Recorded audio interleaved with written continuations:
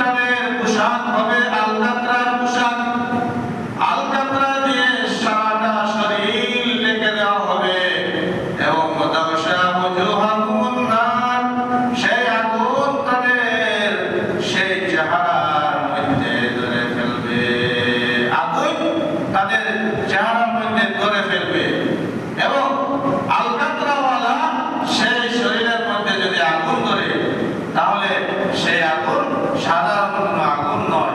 এজন্য আল্লাহ রাব্বুল আলামিন আমাদেরকে সতর্ক করে দিয়ে বলছেন যে সেই দিন আপনি সেই জাহান্নামীদেরকে সারিবদ্ধ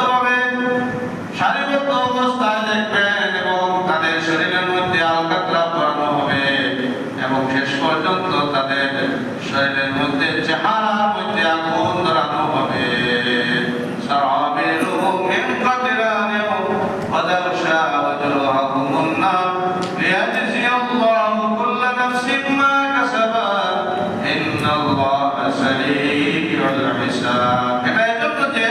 আল্লাহ রাব্বুল আলামিন সেই পাপিষ্ঠদেরকে তাদের যে গুনাহের